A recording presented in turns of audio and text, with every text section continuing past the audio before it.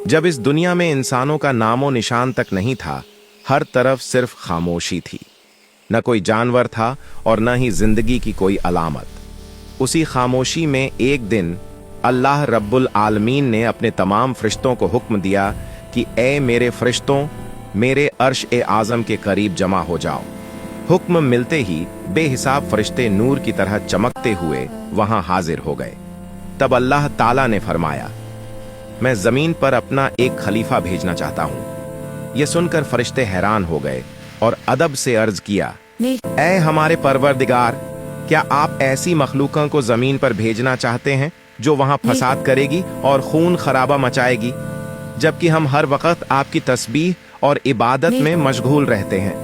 अल्लाह ताला ने फरमाया, मैं वह जानता हूं जो तुम नहीं जानते। फिर अल्लाह ताला ने अपने अजीम फरिश्तों को जमीन पर भेजा कि वहां से मिट्टी लेकर आई। जब फरिश्ते जमीन पर पहुंचे तो मिट्टी रोने लगी और गिड़गिड़ाकर कहने लगी कि मुझे न ले जाओ, क्योंकि मुझसे पैदा होने वाले इंसान नाफरमानी करेंगे और जब अजाब आएगा तो मुझे भी उसे सहना पड़ेगा। 3 फरिश्ते रहमत खाकर खाली हाथ लौट आए, मगर हजरत इजराइल अलैहिस्सलाम ने अल्लाह के हुक्म की पूरी तामील की और मिट्टी उठाकर ले आए। अल्लाह ताला उनकी इताअत से खुश हुए और उन्हें इंसानों की रूहें कब्ज करने की जिम्मेदारी अता फरमाई।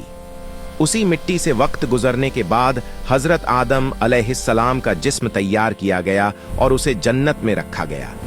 एक लंबा अरसा गुजर गया, मगर जिस्म बेजान रहा। फिर अल्लाह के हुक्म से उसमें रूह फूंकी गई। जैसे ही रूह जिस्म में दाखिल हुई, आदम अलैहिस्सलाम की आंखें खुल गईं और उनकी जुबान से पहला लफ्ज निकला, अल्हम्दुलिल्लाह। फिर फरिश्तों को हुक्म दिया गया कि आदम को सजदा करो। सब फरिश्तों ने सजदा किया सिवाय अजाजील के, जिसने तकब्बुर किया और यहीं से वह इब्लीस बन गया और हमेशा के लिए लानत का हकदार ठहरा। अल्लाह ताला ने आदम अलैहिस्सलाम को जन्नत की तमाम नेमतें अता फरमाईं, मगर उनके दिल में तन्हाई थी। फिर अल्लाह ने बीबी हव्वा अलैहिस्सलाम को पैदा फरमाया और जन्नत में दोनों का निकाह मुकम्मल हुआ। उन्हें हर नेमत की इजाजत दी गई, मगर एक दरख्त के करीब जाने से मना कर दिया गया।